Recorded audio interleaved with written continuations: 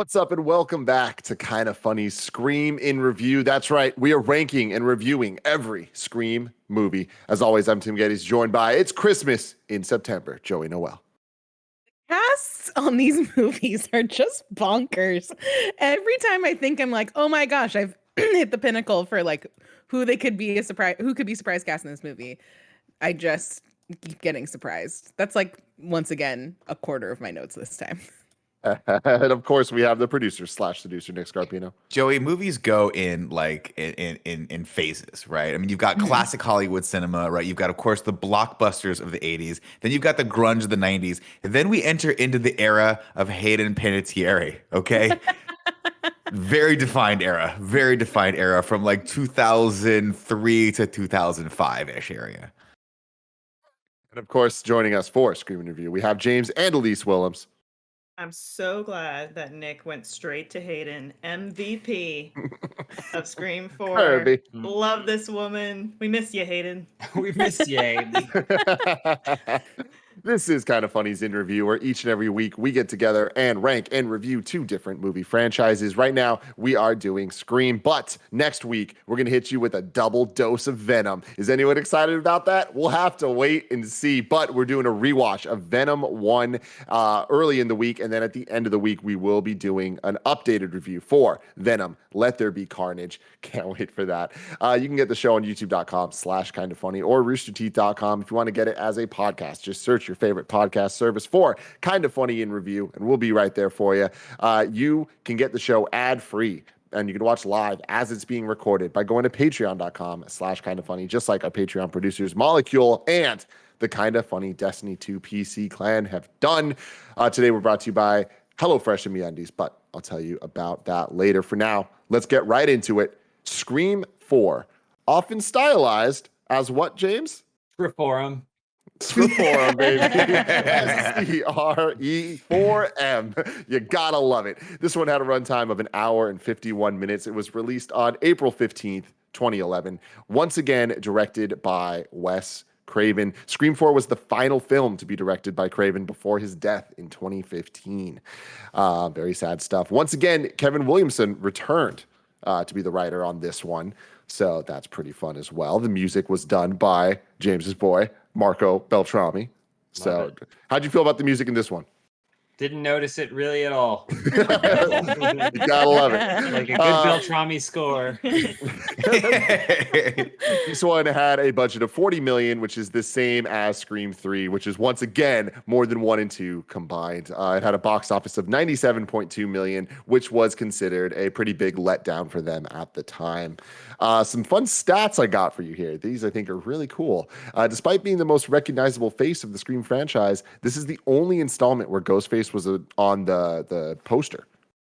Otherwise, the poster was always just like, a bunch of faces, like Fast and Furious style, it looks like. But no, this one, very prominent Ghostface. And this installment brings the total number of killers throughout the franchise to 7. And including Maureen Prescott's death, the total body count for all the movies so far is 43. 43 deaths. 43 deaths. And this one easily passes the Bechdel test because the entire cast is women, essentially. Normally, I go around the table and I ask you guys what you think, and I end with me. I want to start this one because I fucking love Scream 4. Wow. This movie is incredible. And I think that it accomplishes exactly what the first movie accomplished for reboots. Like they understood the assignment and they fucking nailed it with this one. I think that this movie was similar to the first one, so ahead of its time. I think it's hard for us to watch it now and just be like, oh, it's about influencers and stuff. This was made in 2011. That predates influencers. That culture didn't exist then. This idea of doing anything for fame, that was more just based on like what Wes Craven understood the future might look like, in the same way that Scream 1 was kind of like parodying all this stuff and understanding like the medium and horror films as a whole. This nailed what Scream 1 did for revitalizing slashers and like breaking down the idea of what a slasher movie is. This does that for reboots as well as influencer culture. And how the fuck they did that with this stacked ass cast, I don't know, man. They pulled this off. How the hell Scream 4 is as good as it is, I don't know. But I'm putting this at number 1. I'm fucking Wow. spoiling it. I'm spoiling it. I Wow. love this shit. Every twist, every turn, every time a new member of the cast would pop up, I'm like, what the hell? He's here, she's here. Like, it was great. Sinead Grimes from Degrassi, shout out to you in the beginning, getting killed right off the top. The entire beginning scene. I've been a sucker for these beginning scenes in every single Scream movie. And I was like, all right, Scream 3, not your best, not your best. This one, they started off and they just hit strong, and then they hit again, and then they just kept fucking hitting. The movie within a movie within a movie within a movie. Fuck yeah, let's go. Joey Noel, what did you think? Man, this movie's really, really fun. I don't know what I was expecting. This is the one movie that I don't think I had seen any bits and pieces of because it came out so much later, I think, that it had kind of fallen off my radar. But I just feel like they nailed like they're so good at casting these movies. And I feel like the casting, especially for this one with like the next generation of like stars, like that opening movie within a movie thing that you were talking about is so interesting because they touch on so many different like pockets of entertainment in that of like, you have Pretty Little Liars, which was like about to be really huge. Then you have the girl from Degrassi. I don't remember what her name was in the show. Then you have Darcy, that's what it is. Then you have baby Kristen Bell and then Julie Taylor from Friday Night Lights. And it's just like, how did you know? Like, you managed to rope in so many different groups of... we got Rogue. No one's talking about Rogue. Okay. No, I mean, first off, no one's sorry. talking about Anna Paquin. And just the right. sheer amount of like disrespect that you're paying Nashville right now with Hayden Panettiere coming on this. I haven't even gotten there yet. I'm just talking about the opening. I haven't gotten there. Opening. I'm sorry, you start and you finish with Hayden Panettiere. Okay, she is the alpha and the I do really omega. love her short hair in this. She rock. I think it's got it really again. fun. I think she's back to the short hair, really? Joey. Is she I'll back? check it. Sorry, Thank Joey, you. go on. I'll check that. Thank I'll you. get back to you. They just like understood, I think, who the like reboot audience would have been, or like either that or they just forecasted that like all of these properties would have been really big at the time. Because I lose track of timing and stuff like that. But like, it's so good. Then you have the Culkin brother, who I think is so fun as like the evolved Randy character. Alison Brie shows like this. Alison Adam Brie Brody is just in this movie. Yeah, what the fuck? It's Anthony just like, Anderson. The part that takes me out of the movie most is the Adam Brody, Anthony Anderson scenes. They're gonna spin that off to a cop show. Or Yeah, I'm like, I'd rather just watch these two in this car for 2.5 hours. yeah, but I think they do a really good job of like doubling down on like reboots in general and what that means and how that affects the original franchises. And I think it's a really, really fun movie. I don't know that it eclipses one for me, but maybe as we talk about it, I'll make a decision. I guess I have to make a decision either way. Elise Willems, what'd you think? As of June 2020, at least, Hayden was back with the short Ooh. do. Yeah. She knew it suited her. She said, this is the way to go. I don't even know where to start here. Maybe in 2011 when Elise and her gals back in the T-Dot go to see Scream 4, and everyone in that movie, as Tim said, or everyone in that theater knew the assignment. We all knew we were going to see a fun movie. We were going to shout at that screen the whole time, and it was one of my favorite theater experiences because everybody was just jumping up, shouting, "Gather, girl!" you stupid or something. Like, it was great. It was wonderful. I had such a blast. I will say the tagline for this movie is new decade, new rules. It is a new decade. Are there new rules? I don't know if it necessarily delivers on that. I do still think it is going back to some of these horror formulas. I like what it does with the final girl, where it's she wants to be the final girl because she has this obsession with fame. You hit the nail on the head, Tim. That the obsession with celebrity in this, the fixation on live streaming too, which, I mean, it's so cheesy in the movie because he's always got his Like headbands. if you watch that live stream, you would throw up. No, because you he's throw up. constantly looking. And it just says live, and he's got Google Glass or whatever he's got on. But the idea of looks like always Star being Fox. live, and the people's obsession with this voyeurism, this new media voyeurism, like, Tim, you got it. Like, it predates where we're at now. Joey talked about the cast. It's unreal. The one thing I would say is I do feel like it's a very white cast. Like it's in terms of like Scream being a like I mean the opening introduction is amazing, but it's like 6 white women, and I'm sure that's part of the joke too of like these they're all easy bait. But I hope that Scream 5 maybe like is like, okay, come on guys. And yeah, Hayden is MVP. I can't stress that enough. I will talk about her more. Bustiers and leather jackets. Let's make All you that need. That's all you need. fashion. I feel like I have so much I want to say. I will say the one thing that I think maybe prevents this from being the number one Scream for me is it lacks the personality of the era, and the 2010s, the post aughts as Nick would call them, they don't have that like over the top personality of the 90s or even the early 2000s where it's like, See, I disagree with this, where I think that we're just too close to it right now. But I think all the live stream stuff and all the culture shit, like I think that in 10 years when this crew reunites for another Scream in review, like I think we're gonna look back at this and be like, that was a different time. Yes, I just think that I think more about like the fun of Stab, in the third one, Parker Posey's wearing Courtney Cox's outlandish hairstyle and green suit from the first Scream, and there's just like a vibe, there's a vibe of the time that like the 2000s are a little bit more like bland. Maybe I'm thinking more of like pop culture fashion. Yeah, no butterfly clips and no butterfly clips. It just doesn't feel as silly in that sense to me. That's kind of it. Oh, and I have a confession to make. I think I've watched the first 2 seasons of the Scream TV show, which I really hope Joey will check out now. Oh, I didn't even know that was a thing. But oh yeah, It's an MTV show. Oh, Not I canon. love MTV shows. And James? it was not good. Oh, spoiler. I just want to point out how much I love Tim's enthusiasm, shouting out Scream 4 while holding a fidget spinner in his hand. I can't get over it. I actually do think this movie is pretty fantastic. Kind of like others said, we'll see when we get to the end of the discussion where I'm going to rank it. But it has so much going for it. I do think that more than 2 or 3, certainly, it does take what made the first Scream special and then think, how can we do that again? And obviously, we're going to get into the plot of it, and that's a major element of it. And I also do love the opening. My only issue, and this is broadly across all of Scream 4, is that it does so many great like diversions and switches. What's that? Herrings?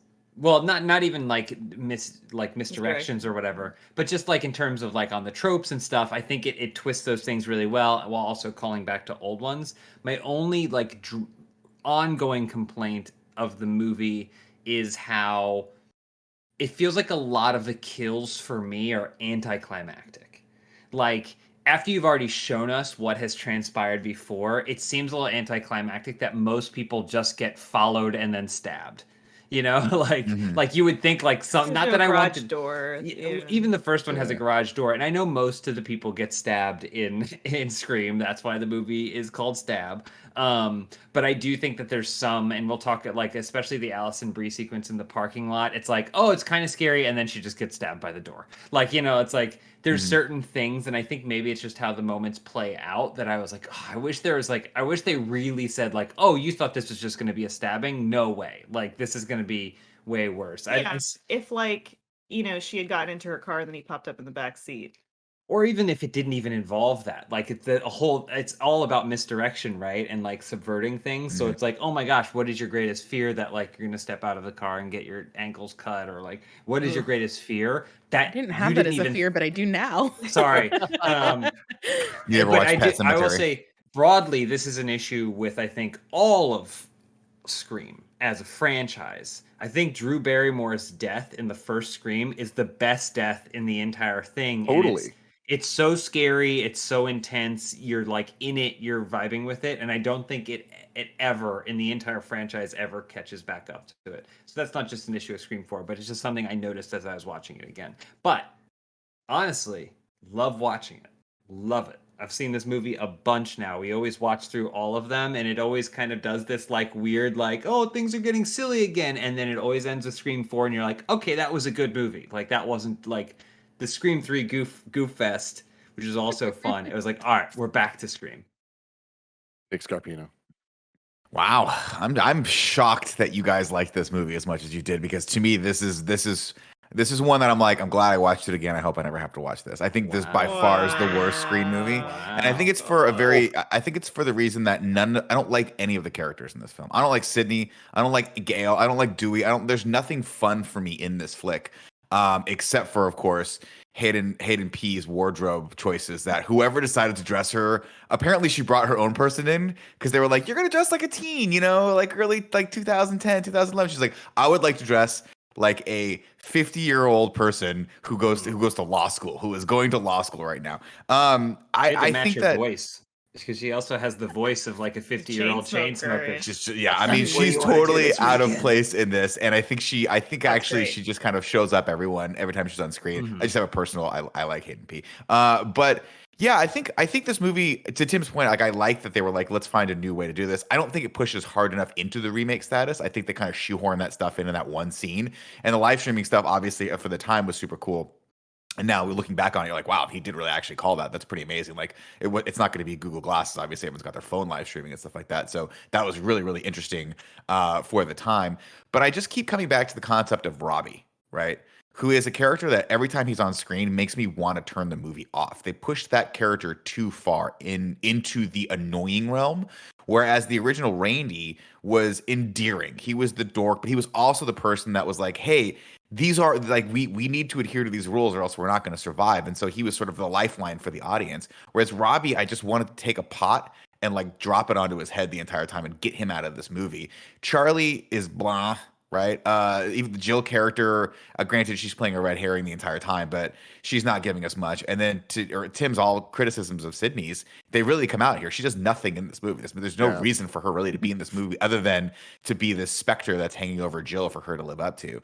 I didn't have fun watching it. I think that the Dewey Gale relationship, which was kind of my, the only thing I could latch onto for the third one, is just not really here. And then, I mean, shout out to Wendy Peppercorn, but she only exists in this movie to be a red herring for you to think, okay, she's the killer, and then she doesn't do much other than be super creepy and a very, very bad actor. I love her in this. She's horrible. She's also that a is. pretty I kept bad person. staring at her, trying to figure out who she was. Yeah, she played Wendy Peppercorn in The Sandlot. I had to look that up too. I was like, that looks really familiar.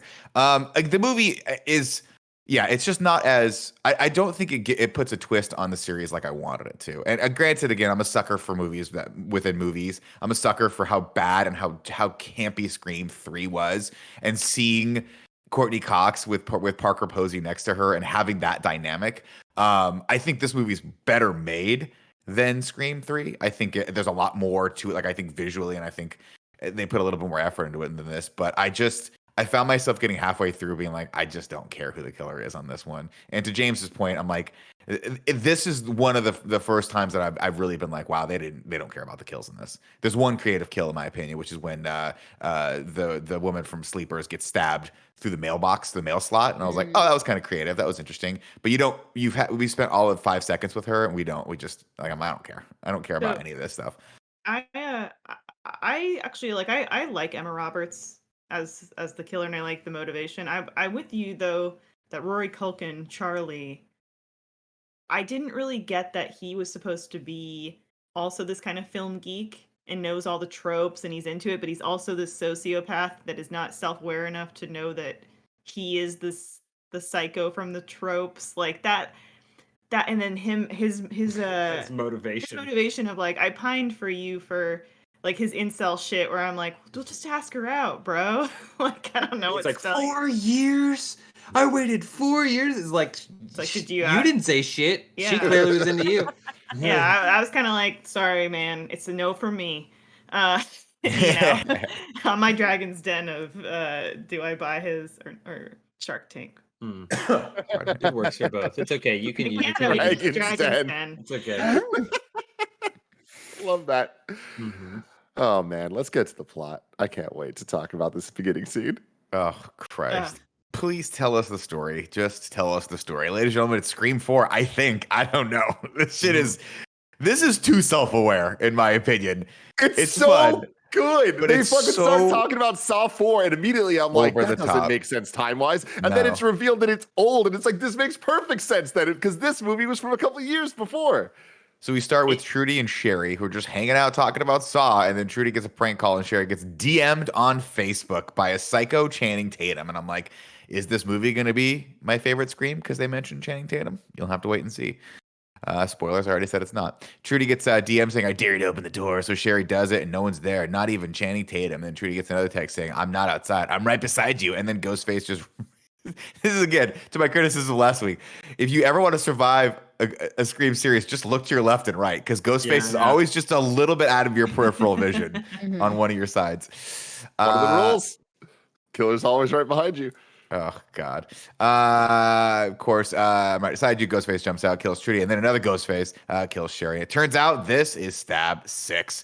Anna Paquin and Kristen Bell, of all characters, are at home, just hanging out, offering some biting commentary about recycled bullshit in sequels. And then Kristen Bell stabs Anna Paquin because she's like, you just never shut up. And I am thoroughly confused. Guess what?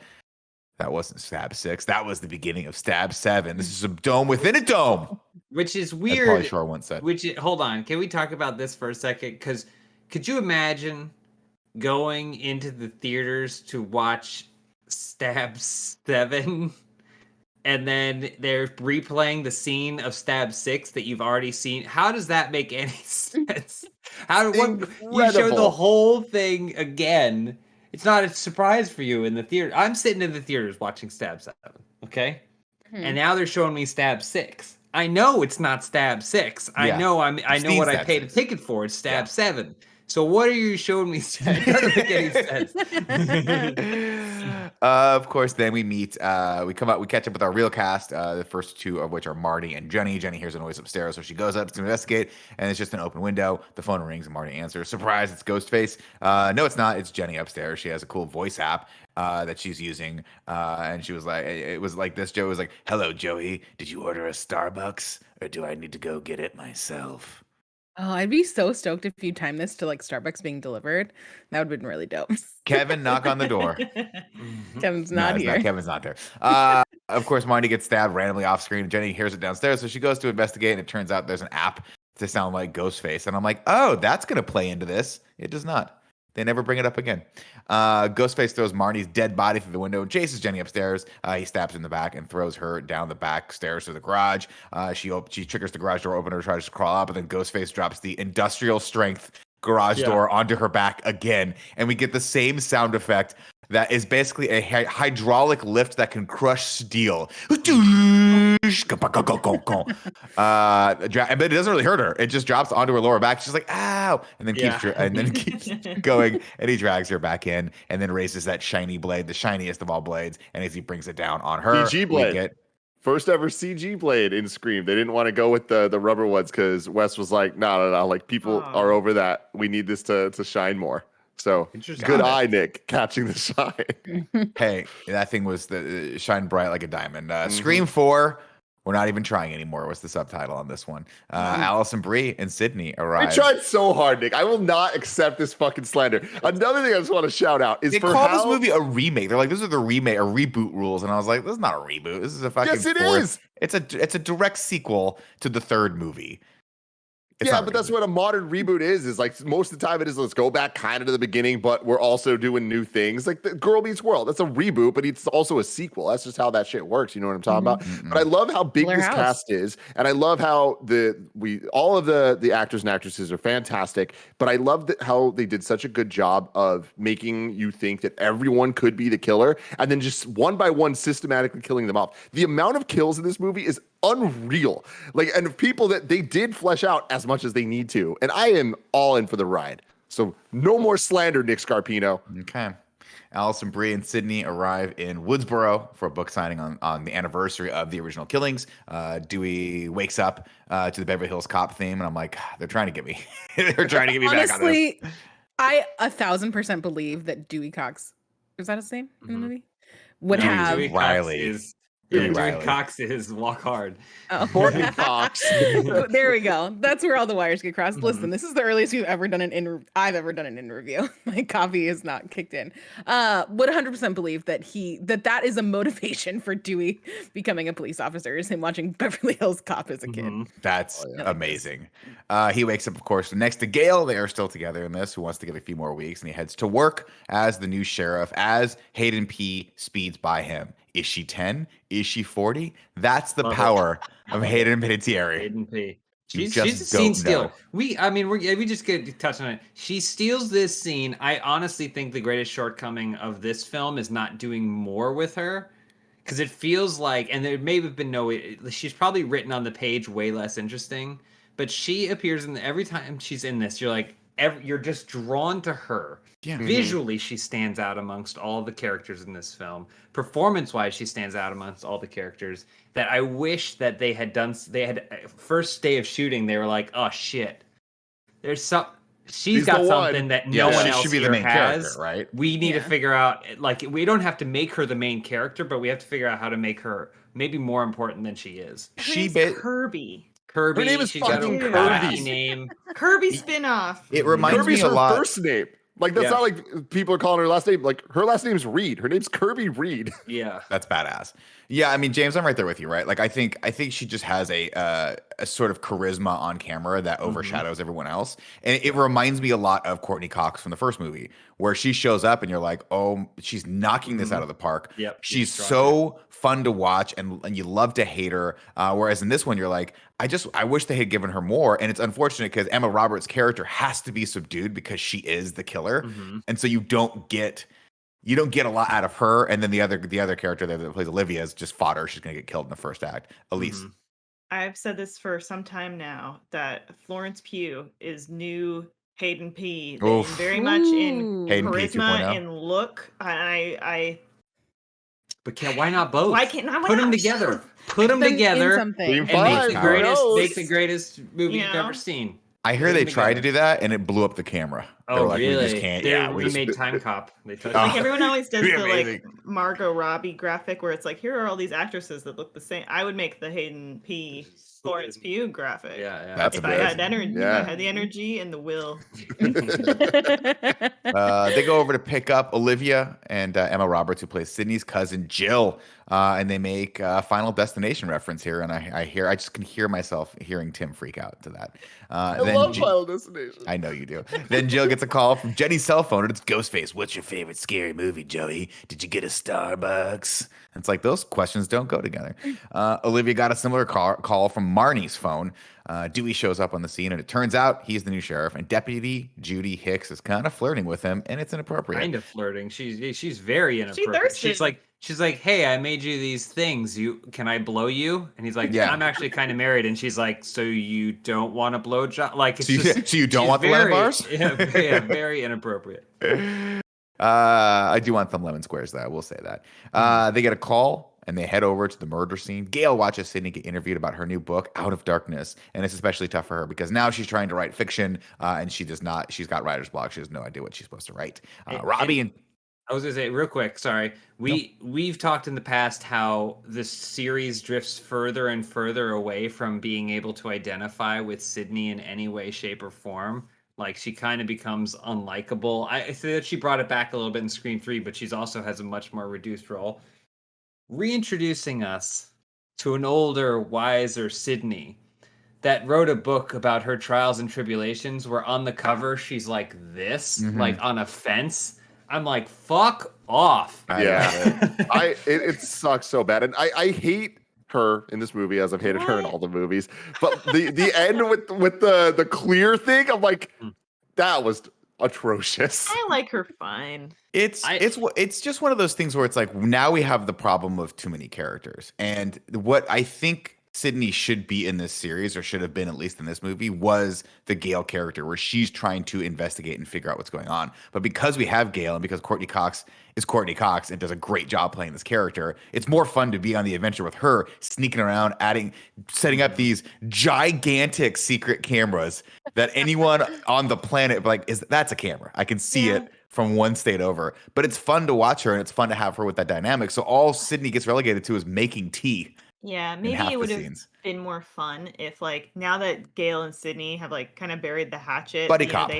Buddy, like Parker Posey and her in 3, like, buddy cop them, you know? That's what they should have done. But instead, she has to, I mean, granted, the plot kind of dictates that she has to be next to Jill, so it hits at the end when Jill turns heel. But I just find still to, like, the Courtney Dewey dynamic, I'm like, they're investigators, they're sleuths, you know. It's like the buddy cops. I don't know what Sydney's supposed to do. Sydney just kind of feels like the kind of person who, if you're just hanging out and you make some sort of Alf joke that may be slightly inappropriate, she would say that's inappropriate, as opposed to laughing along with a really good Alf joke.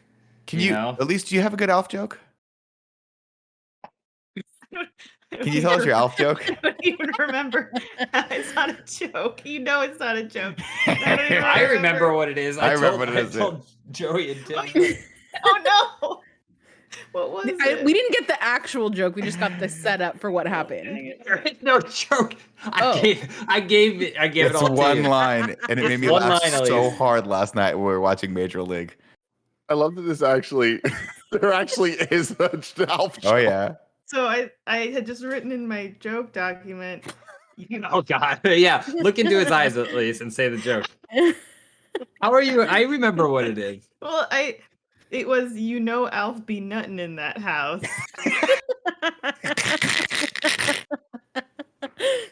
See, Sydney not laughing. Sydney go, that's not funny. Sydney's like, no. Funny. Sydney is one of those people who's like, I've never watched Alf. Yeah, like, okay, well, you know what Alf is. Okay, you have context, Nev Campbell. You grew up in the 80s and 90s. Anyway, I digress. That's it. Just by the way, we're disrespecting. I want to point out we're disrespecting Sydney, not Nev Campbell. I just said Nev Campbell. I mean to bring the actress into this. Nev down to clown for sure. Yeah. We are not disrespecting Alf. No. Let's make that extremely clear. I do hope to reboot Alf someday. Oh my God! That's for it, especially with comedy like that. Let's a whole episode devoted to it. Alf needs. Alf goes into heat. Yeah, you gotta stop. God. That makes it so much worse. The idea of Alf in heat. Alf keeps all the throw pillows have to go. All the throw pillows have to go. I can barely contain myself.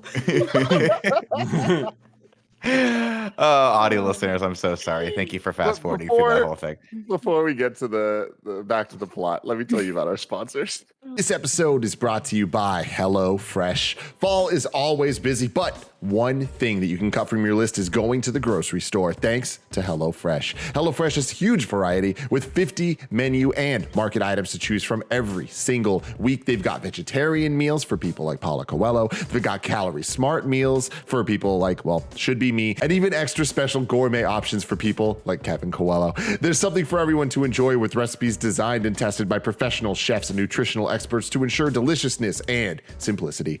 Plus, the fall harvest is officially on with HelloFresh. They're rolling out seasonal recipes like pumpkin cinnamon rolls and Friendsgiving ready sides. Gia's been making a whole bunch of stuff. There was the sausage penne.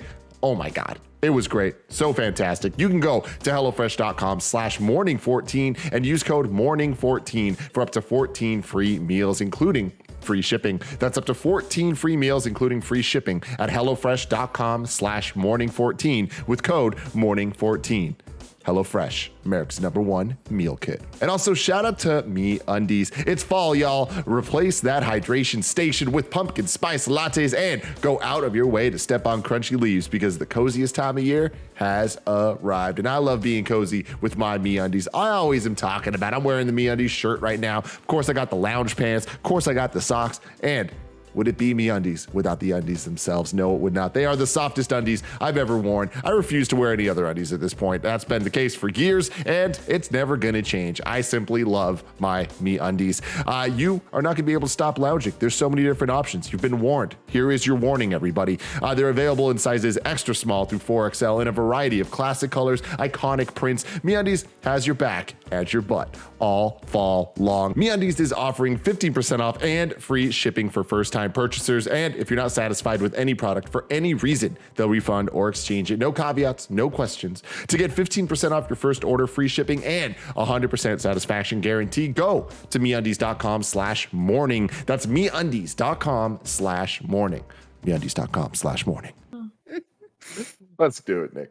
Shout out to those sponsors that want to be so close to that moment. In this Yeah, podcast. yeah, Mm-hmm. yeah. They The know. undies, baby. They know. Oh, they know. They know. They've seen some of that. Robbie and Charlie harass Jill and the gang as they head into school. Robbie is shooting on his webcam. And this is the first instance we get of Robbie like going live to his blog. And by the way, if Robbie had invented this technology back in 2011 where he could live stream from a headset to his blog, he would be a billionaire by now. Yeah. Yeah. Because Not that shit, plugged into I remember anything. you guys probably did this back in the day, but for the longest time, we, at IGN, I think it was like 2000, maybe 12, 13, we had these backpacks that we tried to live Yes. stream with Yes. on the show floor of E3. I And they were hate like, those they looked like backpacks. proton packs. They were so Mhm. fucking heavy. It was ridiculous. And they never worked. No. But this kid figured this out in 2011 with some Ray-Bans and a fucking N64 camera. No, That's but- not a thing. His little headpiece reminded me of in the 90s when Super Soakers were the coolest thing in the world. Not to say they're not now, but like they were really cool in the 90s. There was the one, I forget what it was called, but it was like glasses and you could turn one side back so you can get motherfuckers that are behind you. Yep. Be like, yeah, you didn't see that coming. God, Well, you that know, shit was the cool. whole thing feels like in Wet Hot American Summer where there's that one kid that's broadcasting from the radio station, but then you Mhm. later see it wasn't plugged in. It's not plugged in. I That's love what it. feels like it's like That's he's absolutely going what it feels around like. and you're like, who's watching this? Yeah. Let's see. They're shooting a show called Hall Pass. And then we go inside and we meet Trevor, who's You know hiding what we behind- see inside, Nick? What do we see In the inside? hallway of the school, at around 18 minutes in this film, you can see a bust of Henry Winkler. I was the gonna former say, principal The from ghost Scream of Henry 1. Winkler. That's amazing. That is incredible. Okay, That this makes one's number me one. Oh hate wow. this movie even more. This is Uh, so funny. Trevor is just randomly hiding behind Jill's locker and he tries to apologize for telling Jill he loved her and then going out with someone else, but she's not having it. Gail goes to visit Sydney at her book signing, but Dewey and the cops show up first because they have a report of a stolen cell phone signal that they've tracked to that location. And when, of course, they open up Sydney's rental car, they find the cell phone along with blood from the murder scene and some posters of her new book. Again, doing that amazing pose that James was talking about earlier, where it's like the Steve Jobs, like, I'm thinking about revolutionizing everything. Can we be certain that the killer was responsible for that and just not a regular passerby who saw that and said, "I want to cover that thing in blood"? I gotta hate just that cover so this much. in blood. Let's see. News of Jenny and Marnie's killing hits the school. Is The it entire weird town. that she wrote a book in general after she was so anti? Well, she wrote it, but the book was Gail? about survivors and like and coping with trauma and stuff like I that. It guess wasn't this about is the true. story. It was about like how, because she gives that lecture and talks about how she's like, we have to be here for each other and stuff like that. That makes sense to me. 'Cause she was also working on the hotline and all that stuff. She too. got to pay for her dad's cereal or whatever. He comes over and eats all the cereal in their ranch. Well, apparently also she has the full burden of taking care of her entire extended family, which we're going to introduce here because she has an aunt who, where the fuck were you? You know what I mean? Like 2 movies ago, where were you in town when Sydney was like, I'm home alone. I have no one to go to. And it's like, what about Aunt Kate? What's Aunt Kate doing? And Also, little Nick- baby Jill. I didn't want to bring this up during 3 because future spoilers, but you know, the whole thing of like, where did Sydney's mom go between X and Y years? It's like nobody ask went Kate? to her sister Yeah. and said like, what happened to your sister? Let me tell you one thing right now. Try to keep a secret. Tell my brother a secret and try have him keep it from you. Matt Scarpino will be like this. Oh, fuck. I'll tell you exactly where Nick was for 2 years. Heroin den, Afghanistan. Nick's just out there doing it. I don't know why I picked Afghanistan. Any of that. Let's move on. They open and let's see. Gail and Deputy Judy get into it because Gail wants to be a part of the investigation. Because she's like, I literally wrote the book on this, and Deputy Judy's like, they didn't give me anything to say. But it's different now. Dewey is the sheriff, and Gail isn't a reporter anymore. So Gail's like, you know what? I'll take this upon myself. I used to be cool. I'll go rogue. Then we meet Anthony Anderson, who updates Dewey on the phone calls Jill got earlier. So they interview her and her friends. Sydney thinks she should leave town, but she's like, you can't leave town. You're a suspect. And Dewey says, stick around for 24 hours. We're going to give you a police surveillance. Sorry, stick around. We're going to give you a 24-hour police surveillance. She's like, yeah, fat lot of good that's going to do. One of them might get stabbed in the forehead, and it's gruesome. Allison Brie, of course, over the moon that all these people are getting killed because it's great publicity for her book sales. And then she geeks out when she sees Gale, and then it just insults her, like all young people do to their elders because they just don't fucking get it. Tim. This scene was necessary for me because like it kind of explained her relationship with Sydney, because I thought she just owned the bookstore. I thought she just ran the bookstore, and I was like, this is kind of weird. Like, why is Allison Brie here? And then this was like, oh, she's PR. Okay, that makes more sense. Let's see. Trevor, let's see. Dewey and Sydney take a quiet moment to reconnect when Sydney's aunt, Maureen Prescott's sister, and we meet Sydney's aunt, Maureen Prescott. Let's see. Trevor sneaks in and he's creepy. Sydney Can we talk barges about in. one thing when we meet the aunt? Yeah. She has the most Joker ass line of this entire movie where she was like, oh, well, Maureen was my sister. I have scars too. And I'm just like, what kind of villain origin storyline is this? Yeah. And I hate it. I absolutely hate it. It's very true. She's talking about knife scars, Mom. And then Kate goes, oh, I'm sorry. I'd have been like this. I'm talking about emotional scars. My fucking sister died. Jill, who you weren't even born. You don't even remember her. You little Jill. fuck. Yeah. Yeah. You know when you call your mom by her name and then she turns that back around and you're just like, whatever, Nick, and you're like, oh, that hurts. That is biting. I don't like that at all. Let's see. Trevor, Sydney barges in and sees Trevor, who was coming through the window. She's like, wow, that really reminds me of a boy that I used to know who tried to kill me. And then she goes, lock your window, okay? And Jill's like, I'm the killer. I don't care. Sydney spots Deputy Judy sneaking around the shadows for way too long. Oh my God. I thought something was wrong with our screen. So Me too. Trevor is a limp noodle. This guy is terrible. Just doesn't deserve the Skeet. He doesn't deserve to type. wear the unlaced boots of Skeet Ulrich. No. So we're not giving him the Skeet Award. He's not getting the Skeet Award. Oh, heavens no. He's just so. Heavens no. Sorry, Trevor actor as portrayed by Because Nico Tortorella. I mean, because we already got Jerry O'Connell, which is such a great anti-Skeet. Yeah. Right? And this guy's supposed to be Skeet reborn. I'm sorry. I'm afraid not. Yeah, and I don't blame the actor. I blame the Weaker character for sure. Yeah. For sure. He didn't do that right. Don't blame the actor, blame the character. Judy, of course, super creepy. She went to high school with Sydney, who has no recollection of her. And it's like, oh, I mean, there's like 15 people in this high school and half of them died. So I'm pretty sure she'd know her, but that's okay. Adam Brody is in this movie too. He is So one of the fun. cops. And of course, Tim, I always will have a soft spot in my heart for Adam Brody because I fucking loved the OC back in the day.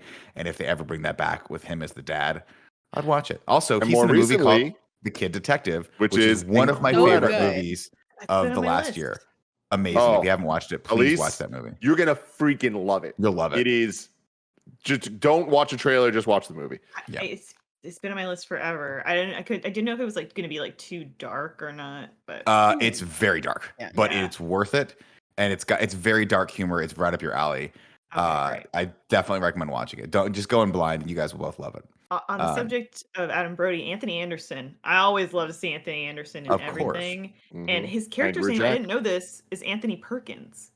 Oh, that's interesting. They call him Yeah. Anthony. I remember hearing that, But, but that's cool. Anthony Perkins, Psycho. Mhm. Yeah, Like, that's Yeah. really cool. It's like, oh, Subtle. It's all that subtlety. I was a Loves- little bummed that we didn't get more from the Yeah. two of them. Like I thought that they were for some reason I thought they were going to be like the new Dewey and we were comic going to relief. get any sort of presence from them, but they're literally in like what 2 scenes, not even. This kind of reminded me, and I guess we'll talk about it pretty soon. But in Halloween, the Halloween remake, where Danny McBride and his cop partner are like, they're like, you know what? Let's just give them a scene to be wacky together. And I'm like, this kind of is weird and stands out because you're not actually devoting. You're relying on our relationship with Danny McBride Right, to be yeah. able to Mhm. enjoy this. Yeah, interesting. But let me There's- see it. They know, James. They know everyone that's watched this movie. Huge Hot Rod fans. They get it. Oh, okay. Yeah. They get it. Also, are. with my disappointment with Adam Brody in this movie, like he had done Jennifer's Body already and like had kind of experience in the like weird horror like genre, and I feel like he could have really shined if I he had kind of another feel- opportunity. I feel like they did that on purpose, though. Where I like how he, in the beginning of the movie, was literally just in the background. Like you see him in a Yeah. couple scenes before the scene where he's actually speaking for the first time. And I think that they were trying to do that to like make us think like, oh, he obviously must be the killer or must like be involved in some way because he's a bigger deal than some of the other people. But this movie is so stacked with those type of red herrings that I think that it was a purposeful choice. It's at this point that I wrote, "Where is McDreamy?" Question mark. And then I put a big underline like, Nick, fill in the answer here for yourself when it finally dawns on you that he is just crushing it over on Grey's Anatomy at this point and does not want anything to do with the Scream series. Back at the ranch. The real story there, actually, Nick, is they were trying to get him back, but he was shooting Transformers at the time, and so they worth it. Transformers 3, Dark of the Moon. I forgot. He's the one. He's the human that sided with the Decepticons. It was a whole thing. Oh right. Yes, of course. You could have literally quit. You could have put money on the line, and I would have been like, "You're fucking with me." There's no way Patrick Dempsey was in Transformers, and you would have won that money, Tim. Everyone was. I would have bet $15 in a Starbucks card. And Anthony Anderson was the number one. Yeah, as a hacker. Oh, that's right. That's He one was of my the favorite hacker. hacking scenes. Like, I'm just gonna hack it, and it's like literally him dragging like squares to he's like drawing a picture in MS. It's like, let's see. We catch up. Olivia calls Kirby to check in, but she's too scared of the Angel of Death, which is who they've now deemed Sydney. So she goes to her own. She's like, I'm not going to come over there with you all in this full house. I'm scared of Sydney. I'm going to go to this empty house where no one's home. That's right next door to yours.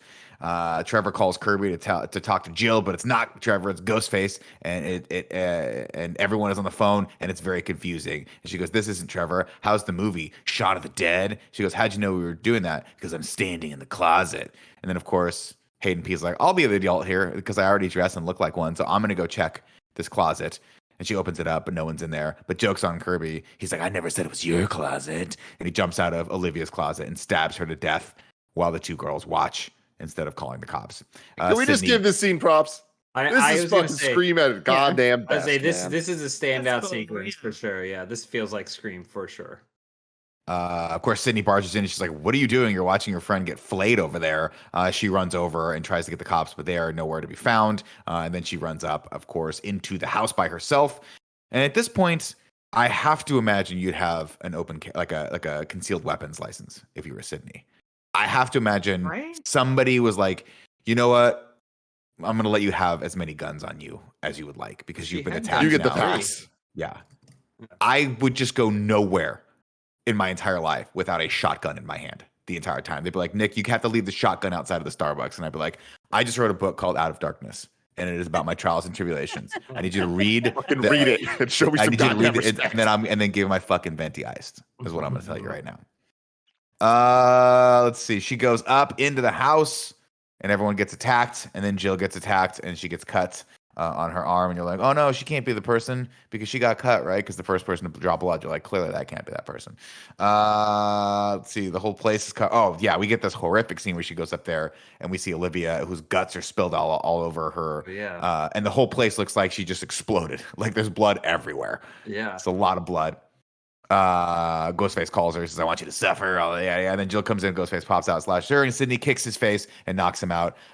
Trevor randomly pops back in to tend to Jill as the cops come back in, and she's like, they're like, "Where's he at?" And then she's like, "He went back that way." And then they look for 5 seconds ago. There's no one there. We have to give up. And it's like, wow, the small town law enforcement just not trying that hard. Dewey asks his deputies what happened, and they're like, "We chased after him and we lost him." And Dewey's like, "Did you think?" They were like, "We saw him earlier, so we went to chase after him." And Dewey's like, "You know you have a radio, right? Like you have this thing where like if you see someone skulking around a potential victim's house in the costume, call it in. Deputy Hicks will be here with her lemons bars, and she'll just come in and start throwing them at people." Anyway, Gail recruits. I will say in defense of calling it in on the radio, we have seen that calling the police, it's supposedly a small town, but apparently takes 45 minutes to get anywhere. So like there is also a great sequence where it happens, I think, 3 times in this movie where Dewey is just driving somewhere and then he gets a call and then he goes, "Whoa!" and like does like a highway U-turn and goes back the other direction like 3 times and then never arrives to be useful. Yeah. Always 5 minutes late. True. Gail thinks to recruit Robbie and Charlie to help her solve the murders. In exchange, Gail will get Sydney to visit their cinema club. And I don't know about you guys, but I was shocked when they go to the cinema club and there's more than 2 people sitting in that room. Oh my gosh. And they intro it as though this is cinema club first. They're like, "Welcome to the cinema club here." I'm like, yeah, let's get to business. I'm here every week. It's a cinema club. It's like crazy. That's time. Allison Brie wants Sydney to capitalize off of all of this. She says, "You're a victim for life, so use it, embrace it." But Sydney tells her she's fired. Then Allison Brie takes the freight elevator up to the parking lot and gets a call from Ghostface for Sydney. She goes, "May I take a message?" He goes, "You are the message, Joey." She tries to run, of course, gets trapped in the car for a second. It's quasi scary, and then she runs for the door. And when she goes to grab the door, Ghostface thought ahead and was like, "I'm gonna disconnect the handle to the door, and I'm gonna do that in between the time she I don't know when he did it. Obviously, she left the elevator. I thought she left that door, but she's like, she pulls it, and it's comical, and she's like, "Oh!" and then turns around, and he just jams the knife right through her stomach, and then kind of creepily. I will say, I like this shot because he kind of creepily stands there for a second as she dies. I'm like, okay, that was a little scary. I'll give him that. Tim. Thank you, Nick. Gail tells Dewey she's got a lead, and he goes, "Let me know when you're back on Team Gail." And he's like, "Oh my god." Sydney joins the cinema club, and Robbie says, "One day everyone will be filming their lives and putting it up on the net." And I'm thinking to myself when I'm watching this in 2011, I hope that doesn't happen, because that sounds like a living fucking nightmare. And that's where we are right now, ladies and gentlemen. Thanks for watching live, Patreon members. They're surprised the killer isn't doing that. And this is one of those things where I'm like, I wish that this had played in more, because we don't actually ever really see the footage of the crimes. And it makes sense, right? Because they'd be like, okay, it's fucking either Robbie or Charlie, because there's only 2 people in this entire town that know how to live stream and like do all this stuff. But I thought that was a really cool idea, and that could have been a cool device to show some of these similar to, like, I mean, it's a daft comparison, so obviously, like, I'm just throwing this out there because it's the first thing that popped in my mind. But how creepy was the scene in Dark Knight when Joker was like filming the guy and stuff like that? We could have had moments like that in this, but instead we just kind of get a little bit of the cell phone footage that somehow gets hacked, and you're like, how does it? I guess that makes sense because Charlie would have had to log in. But I think they could have gone more with this idea. I like this idea, and I think it's at the central core of like what's good about this movie. Charlie lays out the rules. He's like, "We're not in a sequel, and we are not in a trilogy. We're in a remake, ladies and gentlemen, a reboot, if you will. And to do a remake, you have to outdo the original. Also, everything needs to be the reverse of what it was before." And we do, in fact, get that because Jill being the Sydney character. I've always thought like Sydney should be the killer in one of these, just for revenge. No one would ever know. But we get that in Jill, which is cool. Then Robbie says, you have to, he says, we get the horrible line in here where he's like, "The only way to survive this, really, these days, is to be gay." And everyone in the classroom is like, I think that's actually, it's really smart, because that's the case of like the meta narrative of reboots and stuff, of how movies are made. Like, those choices are made for a reason, right? And I think there's it's true, but I don't think this line aged very well, because I don't think there's a gay character in this movie. So I feel like if you were to make a parody out of this, there'd be the one character in the back that's like, you can't say shit like that. Isn't he though? Well, they play when he gets stabbed. He's like, "I'm gay," and then it, there's a pause, and he goes, like, "I could be," or something. Like, there's some. I don't know if it's a verbalization, but there's something that indicates that he's just trying to use it to do anything. Maybe. Yeah. It's not. I think it would be more impactful if he actually was like, just hadn't come out and then. Yeah, but I don't know that the movie necessarily wants him to go, "I'm gay," and then get stabbed immediately. You're like, absolutely. That would have been bad. Something to your Nick about Sydney being the killer. Could you imagine if is Scream 5 being styled Scrive? If in Scrive, if Sydney, it'll just be 5 cream. Oh my god! If Sydney is the killer, it gets away with it. Yes, that would be amazing. If awesome.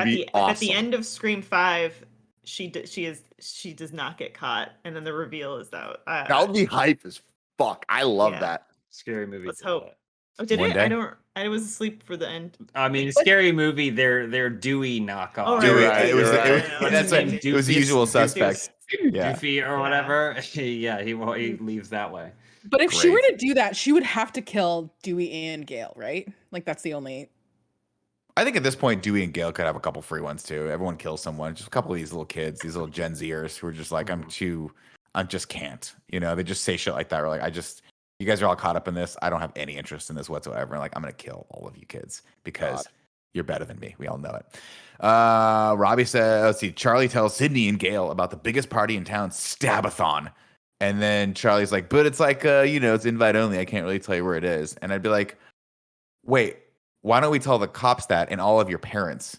And then you can't go to Stabathon anymore. This doesn't make any sense. And these kids get to do this anyway, but it doesn't matter because Stabathon's cool and they throw it in an old barn. City tells Jill. I know that you don't like Rory Culkin in this and you don't like his character, but there's something about the like new wave of like filmy bro horror that like I feel like kind of appeared with the like as we got more Saw movies and like just more of these series that feels like he like I don't know. I feel like in my high school and college years, like there was a group of like shitty, annoying dudes that thought that they were like the lords of horror. And I think maybe that's why he doesn't bother me as much because it just reminds me of that. But I do feel like when you guys were talking about the like cinema club earlier, like there was a resurgence of like, this is now we have taken it back. This is now the cool thing and it's not the nerdy thing anymore. And I think this came out maybe around that time. Yeah, I think you're right, Joey. Well, the only reason I would say I would disagree with you, and by the way, I don't dislike Charlie's character. I just thought he was kind of blah. I hate Robbie's character. I don't think the character is designed to like, and that is to me a flaw of this because he is the leader of this whole like group, and it makes me hate everything that's happening with this cinema club. And by the way, if this cinema club had happened in my high school, I would have been a part of it. I'd have been like, this is awesome. But if Robbie were the leader, I'd be like, how do we stage a coup against this kid? It's always those kinds of peoples that lead the fun things that make them not fun. Yeah, but then they always end up resenting me because they have to do, all the hard work, and I just get to eat popcorn and make wisecracks, and they're like, God damn it.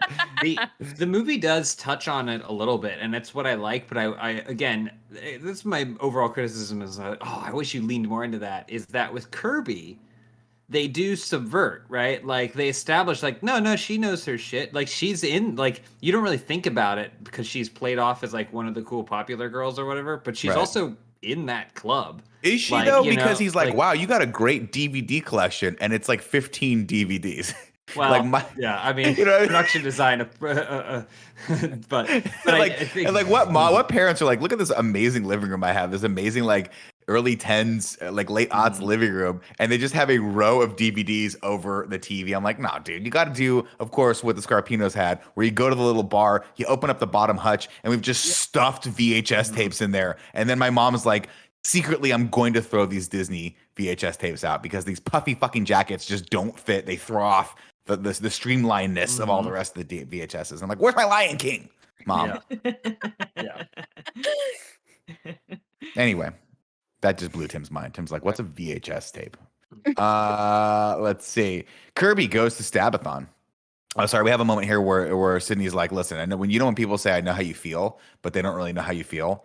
I know how you feel about Olivia, everyone dying and all that stuff. And they bond a little bit. And Sydney tells her that she's like, how do you get through it all? She goes, well, I focus on the rest of the people who are still alive that I care about. And the rest kind of tends to work out. And she's like, does it? You've been through hell. Kirby goes to Stabathon, which is held in an old barn. And it seems like a cool party. But it also like, Tim, did you see this and go, how long did that take to set up? I fucking love it, dude. I believe it. I love this barn. I love this projector setup. I love that they're just watching the Stab movies. I love that it's the same shit that we saw from the other thing, directed by Robert Rodriguez, finally getting on-screen credit. Hell yeah. Elise Willems from Funhouse. Okay, petition for when COVID becomes less of a threat. The next Kind of Funny prom is also a Kind of Funny Stabathon. Oh, I think it's in a barn. Well, yeah, it's in the barn. That's a great idea. You might be secretly filmed. You will be filmed. Yeah, almost certainly. Yeah, but, for sure. That'd be so fun. Oh, man. I've always wanted to. We always get to the end of the year, and it's always a race to sort of like January. But I always wanted to throw just a rockin' Halloween party, like a big ass haunted house someplace where we pay people just to scare the shit Kind of out scary. of Andy. Ooh, yes. I like that a don't lot. do it. I love it. Scare me too. Oh yeah, they're gonna Joey, scare you're getting Joey. I think You're getting- we're getting way off topic, but you've triggered something in my brain, which is I think you do a thing. You tell Andy that like, don't worry, we're not going to scare you. We want you to like maestro the scares, a la House on Haunted Hill. except that then the whole thing is set up so that way that goes awry. Like the control room that he's supposed to be in is actually it's like the Five hub Nights at Freddy's. for where all the scary shit happens, and I then love it. so basically we all sacrifice being scared so that way Andy is the only participant who actually gets haunted the whole time. I'm 100% in this chat. Be Great. cool. Don't tell Andy. Oh, please Just don't be tell cool. me. Andy. I did just Gail- send myself a note of Kind of Funny Live Halloween party. That is a fucking Nice. fantastic. I want to do it so Yeah. bad. Costumes. It's just going to be so good. And if I swear to God, if fucking any of you steal going as a shower like Daniel LaRusso from Karate Kid, I will lose my shit on you. But I will also buy you a drink. That would If be you go amazing. as a shower, I'll go as a skeleton and I'll beat you up in the alley behind the party. Awesome. We should do that. It's a programmed time. So like Nick will be getting his ass kicked at 7 o'clock and 8 o'clock and 9 o'clock behind the dumpster out back. That'll be great. Gail You don't sneaks want in. everyone to go as sexy kittens? You've given up on that? No, because I burned me once, Joe. Shame on you. Burn me twice. Shame on me. Everyone said they were going to go with sexy kittens, Elise, and I show up as the only sexy kitten at the party. Everyone said it. Gail sneaks into the party wearing a ghost face mask and does that and kind of starts dancing like Steve Buscemi from that one movie. It was like, "Hello, fellow students." She's like, "I'm cool. I'm hip." And you're like, and then she sets up a bunch of her patented secret cameras as Robbie and Charlie introduce the drinking game. And this does actually sound like a fun drinking game. And he says, who's ready to drink every time they remake Scream 1? And I say, I am. And they've done it 4 times now. So I drank 4 drinks last night. Gail gets back in her car, excited to start another chapter in her Woodsboro book series. She finally found her inspiration. It turns out she just needs people to get killed for her to write books. And she does that cool thing where she's like, all of her cameras are streaming to her laptop. She's got a little multicam there. But then slowly but surely, someone starts to turn the cameras to the ground. And it's like, oh no, someone knows I'm here. What should I do? Wait for Dewey or should I just head back in? Gail gets a call from Dewey and they argue. So Gail heads back in to fix her equipment. Kirby flirts with Charlie a little bit. While Dewey pulls up outside, he sees Gail getting attacked on the monitors. This is a cool sequence. Again, they do have some creative ideas in here, and she's got one of her cameras and it's faced backward. He can see it, but he can't help her out because she's too far away and she can't hear him, even though he does scream at some point and she turns around. I'm like, did he hear her? That was weird. But it turns out at this point, Gail just has a sixth sense because when you've been attacked this many times, you're like a fucking cat, man. What's happening? Gail and Ghostface tussle in the hay, and Dewey pops in with his gun. But apparently he never learned to shoot because he shoots everything but Ghostface, who then just looks down and stabs Gail in the shoulder and runs away. Here's what I think. Here's my rationale for this. We've seen Dewey hit Ghostface from like 100 yards in the chest like 3 times in Scream 3. Yeah. And we complained, why don't you shoot the head? But this is what happens when you go for headshots. You're going to be less accurate. That's why they say always aim for the body, right? Aim for the center of mass, right? Mm-hmm. He was going for headshots, and so I'm okay with that. You're going to be a little less accurate, but gotta keep the logic. Before Gail passes out, she goes, "I saw a webcam. He's recording the murders. This time, he's making the movie." And I would have been like, "Are you sure you just didn't see webcam? Because these kids live stream everything, and maybe they just wanted other kids to know, like across the country, how cool this party was, so they can grow their brand. One day, turn it into a YouTube channel, leave IGN, and just fucking live on Easy Street, hand to mouth." Adam Brody and Anthony Anderson talk about the rules of cops getting killed in movies, and you're like, "Oh, here they come!" And then Brody does a perimeter check and spots an open window, and it's like, "Huh, was that open before?" So he radios back to Anthony. He's like, "Anthony, are you there?" And I'm like, is the character's name just Anthony Anderson? And then no, it's Anthony Perkins. That was a good pull. I didn't realize that. But it always confuses me when the character's name is the same as the actor's name. And I'm like, yeah. It reminds me of like Marlon Brando, where he just didn't want to work that hard. He's like, just call the character Marlon. And I'm like, all right, I guess we'll do that. Let's see. He radios back to Anthony Anderson, who's missing. It's all funny until Ghostface shows up and stabs him. And then as he clears out, he stabs Anthony Anderson right in the forehead. And man, it's messed up. It's wet. Yeah, you bleed from the forehead. That's why wrestlers blade themselves, right? It's just the slightest cut, but I think when you maybe go all the way through the skull into the brain, stumble forward too. Well, he throws 2 punches too. He gets it in his eyes and he throws 2 punches. Like Bruce Willis. Yeah, he goes, fuck Bruce Willis. Well, they had a conversation about how Bruce Willis never dies in movies.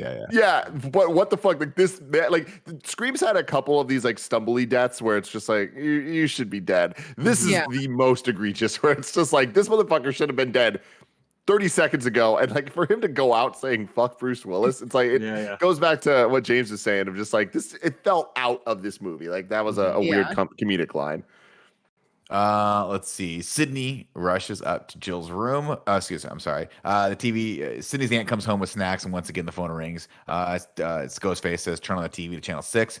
She sees the news that Gail was stabbed, and then he says, "Friends count, but it's family ties that cut deep." And Sydney's like, "Oh my God, he's gonna kill Jill!" And she really freaks out at this point, despite knowing the fact that all of them are potential targets. And so she runs up to Jill's room, but her niece has gone rogue. She's like, "Oh no, where is she?" They run out the back and spot Ghostface. So they run out front and spot Ghostface, who stabs Aunt Kate through the mail slot. So at this point, I think this might be the first time in this series that we're aware there's 2 killers, right? I don't think they've. That's a good point. Yeah. Until the end, usually they reveal there's 2 killers, but at this point, we see literally like they run directly through the house and run right into another killer. So you're like, oh, there's 2 killers. There's no possible way that other killer, even with the trickery of editing, made it all the way around. So we're like, okay, there's 2. Also, at this point, by the way, track everyone's phone. Just track all the phones. You know, I want to know how people made it around town because the time it took Dewey to respond to that call and get over to Stabathon, it's very impressive how quickly the killers move about town and place. It's questionable. In fact, it's very true. Well, you have to imagine it'd be interesting to actually plot that. I'm sure they have. I'm sure they thought about that, like. Because obviously Charlie must have been the killer who was there, right? Because Jill left and Jill must have been. But then Charlie had to get it back over. And it's like, well, yeah, that is true. That's very weird. Just the logistics. For a secret third killer to be revealed. Maybe that's what I thought this was going to do. But like, what the is logistics 5 of gonna do, this, man? Like, it's pretty interesting that like it is going. 5 will now be another 10 years plus since 5 is going to be. Here's my prediction for 5: Murder on the Orient Express. Everyone's the killer except for the person who's investigating, and he's like, you know what? I'll give you guys all a pass because the person you killed, not a good person. Like a classic Clue situation, you know? Exactly. I think the killer. I'm calling it right now. In 5 Cream, I think that the killer is going to be Leather Weary, Cotton's younger brother. Wow. Microfiber weird. Ultra suede. Let's see. Sydney runs into they run out the back, run out the front, and the Ghostface. They close the door, and then Aunt Kate gets stabbed through the mail slot. And you're like, no, not Aunt Kate. I loved you in sneakers. Sydney runs into Deputy Judy, who radios the murder in, but she can't wait. She's like, I can't wait. I gotta go after Jill. So she ghosts. Dewey tells Gail, no more on your own. From now on, it's you and me forever. And it's an endearing little moment. Robbie, Charlie, Kirby, and Jill hang out at Kirby's house. And at this point, I'm like, people are getting stabbed left and right. We got to just, where are the parents? Where is everyone's parents? Yeah. Why is there no parents in any of these houses? Are these people just that rich? They don't care about their kids being stabbed to death? I'd be like, where the fuck have you been? Everyone's dying. People are dying. Your kid, like your friend died. If one of my good friends died, or my kid's good friends died, I'd be like, you and me, I'm getting you. We're getting the fuck out of this town. We're not staying in this town anymore until this shit's solved. They explain it kind of well in the first Scream because like obviously Sid's mom's dead, Billy Loomis's parents dead or gone, and her dad is missing, and then Stu's parents are out of town. Well, and one set of deadbeat parents for the rich kid makes sense, right? That's the trope. That's the stereotype. So Stu's parents like being out of town, like Stu reads as one of those characters who's like his parents are rich, they don't give a shit about him, and that's why. I mean, they even talk about that too, where he's like a lackey because of that, right? Always wanting people's attention and stuff like that. But in this one, it's just like these are these kids' houses. They live there. They pay the mortgage themselves. That makes sense. The era that we're in. Well, that's why Hayden's always in. She looks like a 40s divorcee. That's like she does. Like Hayden, she leaves a 6th period, Joe, and then she has to go to that to show the house. She's like, I'm showing a house today at 5 o'clock. I got to get out there. Let's see. Kirby tells. Let's see. Robbie gets drunk and jealous that his friends might score, so he. Oh no, let me go back here. I missed a spot. They all go to Kirby's house. Kirby and Charlie get flirty until Trevor shows up and messes it all up. And he's like, I got a text from Jill to come, but she's like, I'm missing my phone. I didn't text you. And like, oh, we can't prove either of this. Which one of you is the killer? And then Robbie gets drunk and kind of jealous that his friend might score, so he starts streaming it. And it's just a massive cock block on this one. And I'm like, I hope this kid gets killed because your boy Charlie's about to get some smooch time with the girl he likes, and she likes him back. And if you're gonna be weird and shitty about that, bro, you got to look inward. You got to look inside yourself. Kirby tells Charlie to make a move, and he's like, you could make a move too. And she's like, I just did. I just made Because a I move. Filmmaking love move. this awkward tension between them. I think that they went a really good direction with Kirby's character here of like she likes this guy. Like there's no weird shit going on. She just likes him, and like I bought this. It felt genuine. This is why you don't date people 30 years your junior. They kiss a little bit, but Trevor interrupts because he can't find Jill. Robbie gets a weird text, a weird mixed signals on his camera, and then he's like, I don't know what's going on. And then finally figures it out, and then Ghostface just thankfully stabs him to death, but not before he tries to convince the killer that he's gay to hopefully help save his life, which does not work. And it's a weird moment. And I'm like, we didn't need this. Jill checked her text messages, and there was no text from Trevor. And it's like, oh my God, is Trevor the killer? And I'd be like, let me see your phone, Jill. Let me see your phone. Let's look. That's what I'd like to say. Sydney makes Jill hide under the bed. Excuse me. Sydney comes in and they're all chased upstairs by Ghostface. And then Sydney's like, hide under the bed, Jill. And then she takes her phone. Well, so they go out into she's like, it's too high up. We'll die if we even attempt to drop from such a great height. Hide under the bed. And then like 5 minutes later, Sydney's like, I'm out of here. And she just drops off the side. Drops the 8 feet to the soft grass And she just below. like hits the ground, doesn't even have to tuck and roll, and just like, she's good. I know. She says has a throwaway like ADR line where she's like, oh, it's second story. Yeah. Like, so we'll the never fuck survive what? on the rocks below. Or Oh, I know. Not to mention How great would it have been if she looked over the thing and it was just like fucking waves and rocks and it's like a 400-foot drop? Yeah. Sorry, Joe. What up? that Sydney came up to the door and literally somehow walked right past Robbie being dead because he shows up right behind her. Like, I don't really know how she got to the front door and he came up like bleeding and You don't stabbed. look to the left. You don't look to the right. Never look to the left or right. Always straight ahead. That's Like where a the horse. danger is. Let's see. Sydney is like, oh, good job, Jill. Run, go. And it's like, you're not fooling anyone. We know these killers are extra. They know what's going on here. Of course, she has to drop down to the bottom. Whatever, we talked about that. She falls to the ground below, which literally like 2 feet below her. Kirby and I put Disney hide in the basement. I'm not quite sure. Oh, Sydney hide in the basement.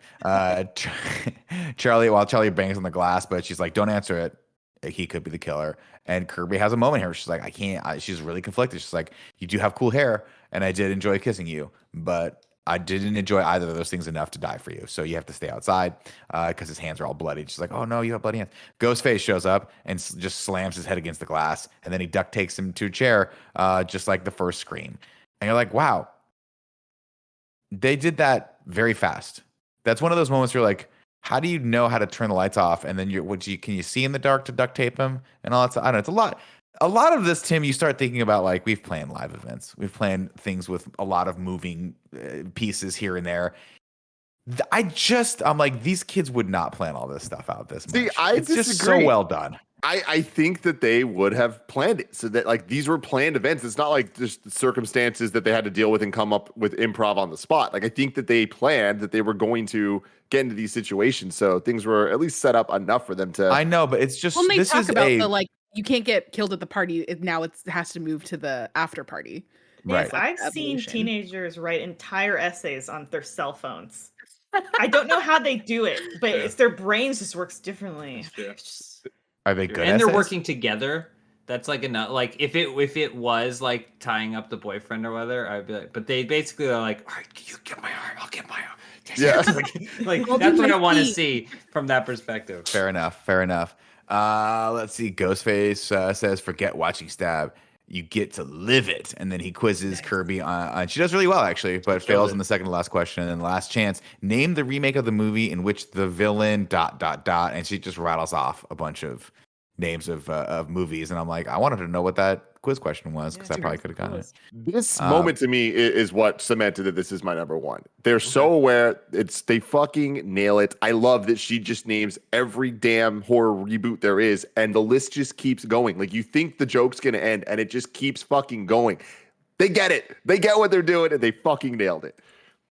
Let's see. I think this is also one of those moments where you're like, wait, I feel like Kirby's the main character. Like she's the most competent. Like she's the most confident and competent and like handles every situation kind of correctly, but you're also still emotionally invested in her. And again, I think some of that's the writing and I think a lot of it is the performance, but it is one of those things too.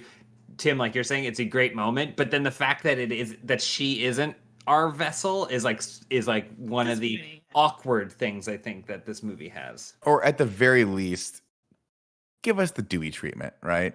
Movie's over, sun's up, we see all the reporters. Oh my God, someone's still alive, and it's Kirby. And she's Kirby. like, and then she just as she's being wheeled out, she hands Sydney her leather jacket and says, "Have this dry cleaned. I have a showing at 4:00 today. Yeah. I have to be at." Wes Craven did say that she lives. Kirby does live this movie or survive this movie, even though we don't actually see it. In the Whoa. script, there was a scene near the end where Kirby's revealed to have survived, but the scene was cut during production. And then in the DVD commentary, he was saying like she was still moving when you last see her. So Okay, it's a game changer. 5 cream, maybe we're getting some Hayden P. Oh, damn, yo. Maybe that's why she brought the short A hair back. haircut. Joey. Oh my Oh. We're on God. the same page. I like it. Oh, So the good. heavens, if only. Meanwhile, Sydney heads upstairs to find Jill, but she's no longer underneath the bed. Kirby unties Charlie, who promptly stabs her for her efforts. And he says, "Kirby, this is making a move." Crink. We get that fun sound effect of like a knife going through cabbage or something or whatever it is. Charlie grabs Sydney, but she breaks away just in time to find another ghost face who stabs her in the belly and reveals herself to be Jill. And it's like, don't draw. They're going to blame it all on Trevor. You think you had a shitty boyfriend, Sydney? Here's one who fucks you, dumps you, and doesn't even make you famous. And that's what this whole movie is about. They want to be famous. She shoots Trevor in the dick and then in the head. And she says, "I am not the girl you cheat on." I guess not. In keeping with the remake theme, Trevor is this generation's Billy Loomis. What's Jill's motivation? Well, you were always just so fucking special, Sydney. Now I'm the special one. And then they start setting up the scene. I like the scene because they start setting up the moment where they're going to stab each other. But instead, here's another reversal. She just fucking kills Charlie. She's like, you know what the world loves more than anything else? A soul survivor. And he's like, "No, Mom and Dad are going to be so mad at me." And it's like, no, they didn't have that line in there, but it would be cool if they did.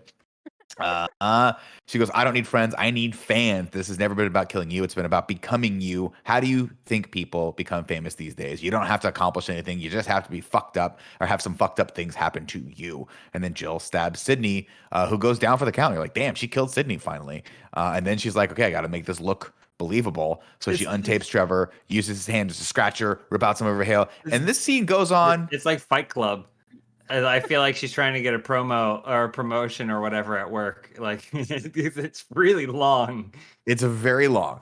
It is a very long scene. Ridiculous, but I love it. I love how it just keeps building with more and more ridiculous shit of her fucking herself up. And I love the way the camera just kind of shows what is actually an insane set piece. The amount of bodies, the amount of weapons, the amount of just broken glass and shit. Like it is unlike anything we've seen in this franchise. I do course. think it serves a big character point of making her seem truly unhinged. Yeah. Yes. Yeah, but the stuff that she chooses to like beat herself up is just like one again.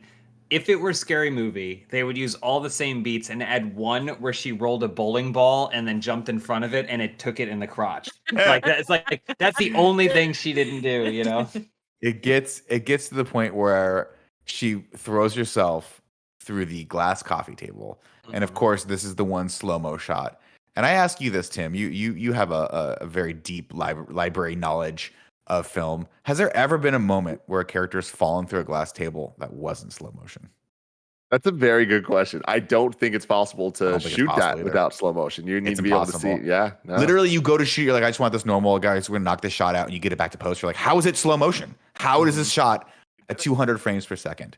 It's just the power of the 1990s or early 2000s glass table. Anyway, thoroughly exhausted, she collapsed next to Cindy, and they look at each other, and this scene's going to be mirrored later. Dewey and the police arrive on scene and take in the horror show. Jill, of course, as the sole survivor, is taken out on a gurney amidst a storm of reporters and flashbulbs, and we kind of get a sense that she's getting what she wants. They're like, how does it feel to be the survivor? Yada, yada. And she's like, hey, follow me on Instagram. It's not a thing yet, but it will be. Dewey confronts Jill and tells her that Sydney, or they go to the hospital. He's like, you're going to be okay, yada, yada. She's like, it's so bad about Aunt Sydney. She's like, oh, no. Sydney's still alive. She's like, really? He's like, yeah, she's hanging on by a thread, but she's not awake yet. He says she's hanging on by a thread, and she's not awake yet. But she also, before that, she's like, oh, maybe Gail and I can write a book together. Write a book together, right. We got matching wounds or whatever. Right. And Dewey, of course, being the crackpot sheriff, is like, cool. Maybe you will one day. This is the your foster parents are dead moment. How they know we got matching wounds? Such a dumb throwaway line. The first, it's not suspicious. Dewey's not suspicious at all that the first thing she's saying after she survived this tragic incident is, we should write a book about it. It's like, Yeah. No. okay.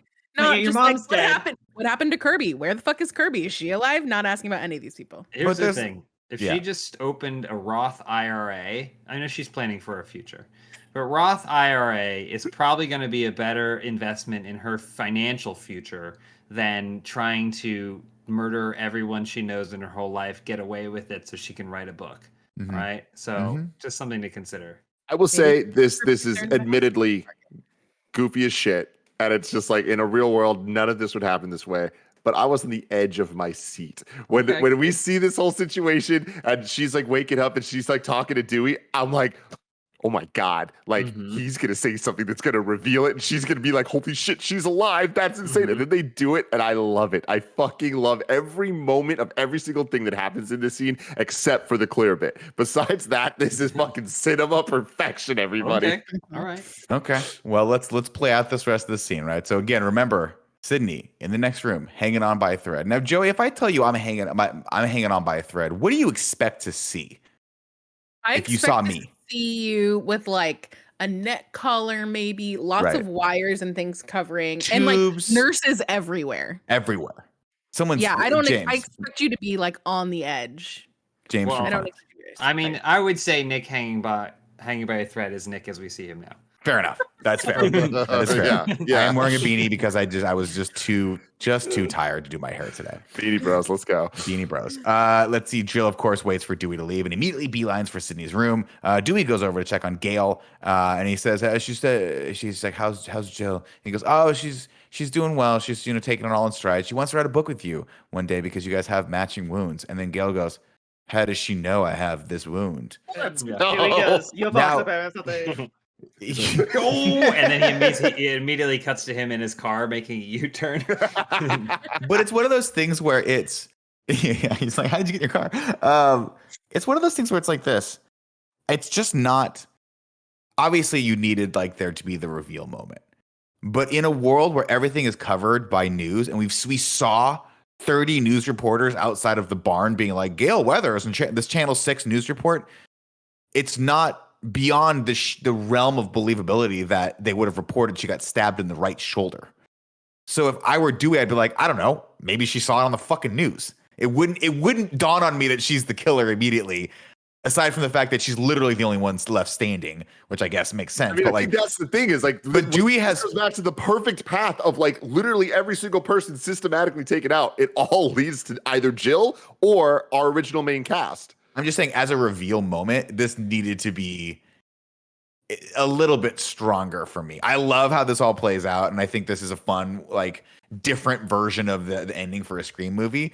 But this is just that one moment where the second she said that, I was like, that's a weird fucking thing to say. And then I'm like, oh, that's going to be how Gail figures out that Jill's the killer, and it's going to set him on that little track. But whatever. I digress. I'm just saying for Dewey and in the Scream franchise, there have been moments that were bigger red flags in this that people are like, I think you just imagined a killer in the theater, Sydney. It's like, no, motherfucker, he's in there. There's shit all over the place. Anyway, let's see. Light bulb moment. Dewey's like, shit. Jill goes to strangle Sydney, who is like, listen, guys, I'm hanging on by a thread. Except She's Lifehouse. I just have a couple stitches. I'm actually doing good enough to actually be able to fight you back and gouge out your eyes.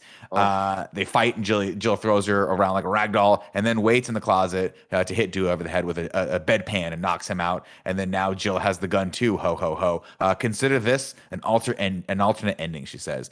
And then Gail shows up, and Sydney passes out. And then Deputy Hicks shows up and tackles her to safety, only she's not really safe because she's like, I still have a gun and I'm pointing it at Sydney, so throw the gun away. And Judy's like, okay, I'll do what you say. And Judy throws the gun away and then gets shot in the throws the gun. It's like this is such a weird thing where like in any situation, there's the bed in front of him. She could have just put the gun down safely. Like, I don't know. There's something about throwing a gun at somebody. Loaded, really loaded. Yeah, gun. exactly. Yeah. It's very funny. So then just the blocking of this sequence is great to me, right? Again, so good. you can't, if you showed this in a wide shot, you'd be like, this is the dumbest thing ever. But thankfully, everything's shot in close-ups to have a little bit of suspense, because we see Sydney, who was previously passed out, crawl all the way over to the defibrillator, get on her hands and knees, and turn it on with no sound whatsoever. And by the way, when you see a defibrillator in every other movie, it goes, pew!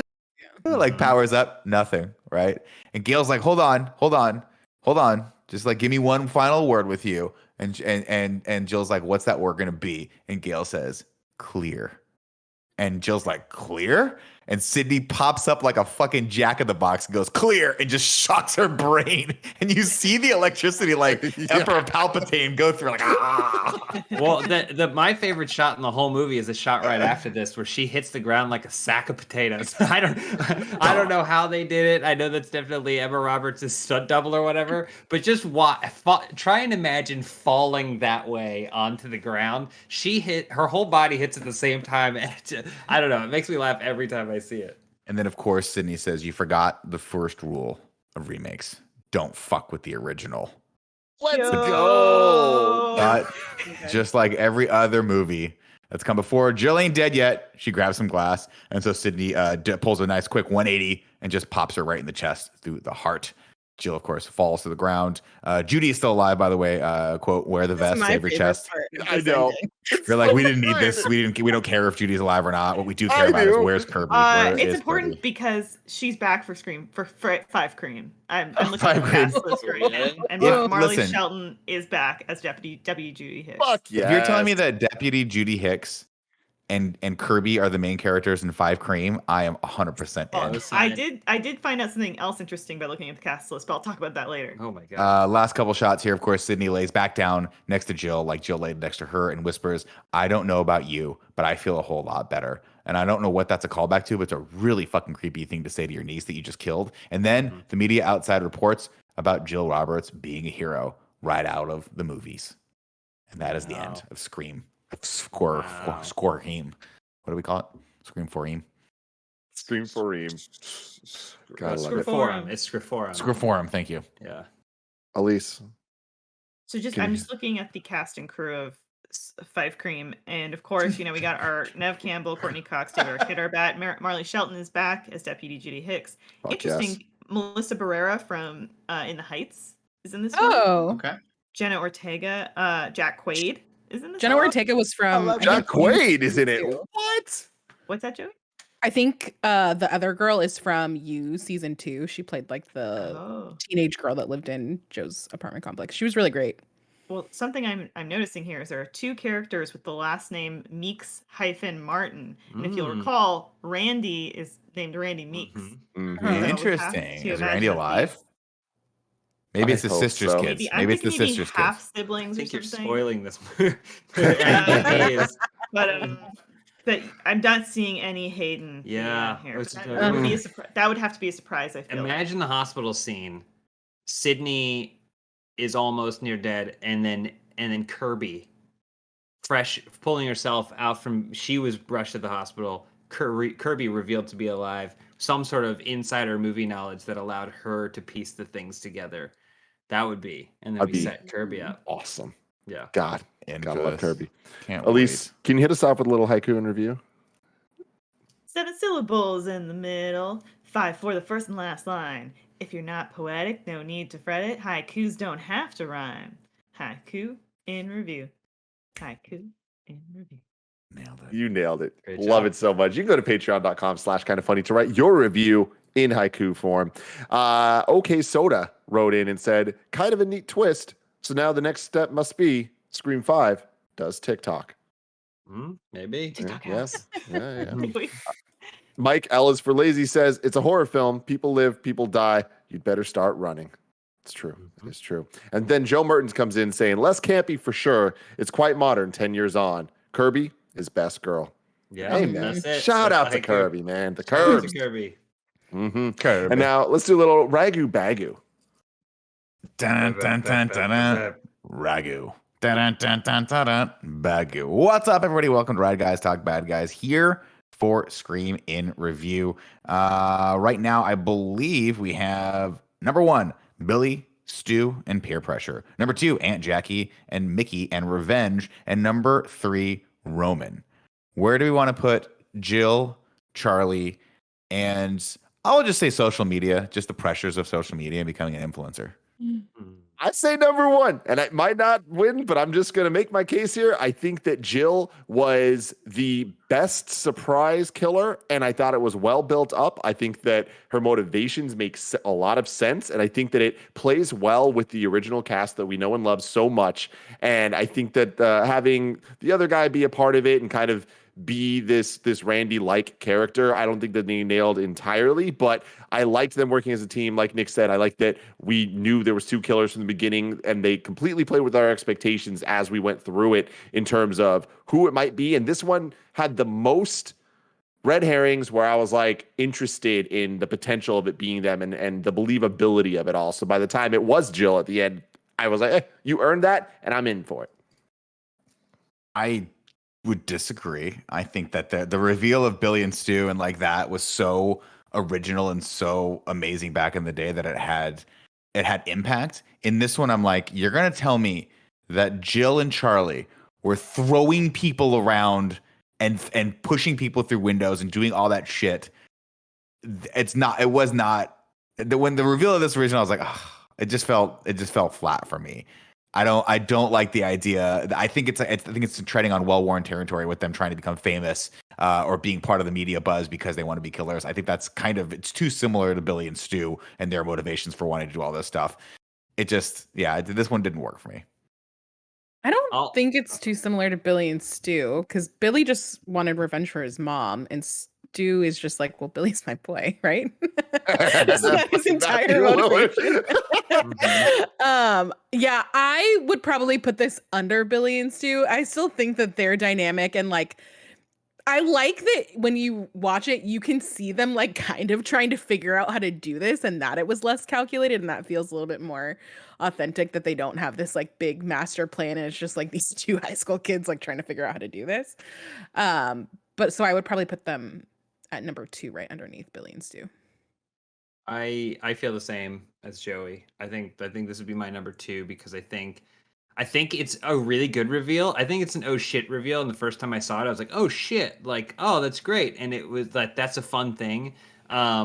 Because I think it is really hard to have predicted it, but not like in Scream 3 because who knows, because it was just a crapshoot. It was a roll of the dice. They had 4 endings or whatever. Like, Scream 3 was terrible. That could have been anyone. So, you're like, whatever. you don't really care. But I do think that the reason this one pays off so well is because you're looking at it through the lens of the first Scream, right? And you're like, oh, she's the new Sydney. She's the new Sydney. Like the movie is constantly telling you she's the new Sydney, kind of, and then the fact that she's doing it, I think I also think it's a shame.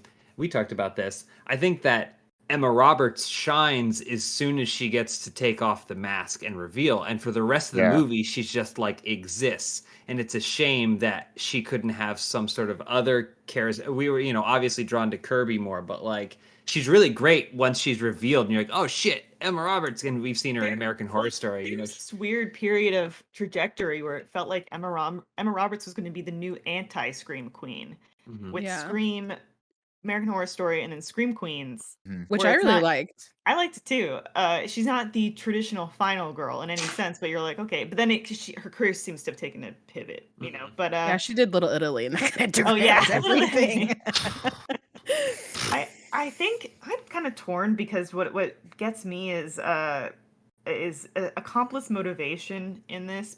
I feel like Mickey in 2, his whole thing just being, I'm a psychopath she found over the internet, is kind of weak. And I do same with Robbie. I feel like Charlie's incel bullshit of, well, she ignored me, and it's like, dude, did you even try? Like, and that's that's weak for me too. It seemed like he perceived that she was going to rebuff him and didn't actually, and that he just lived in that scenario.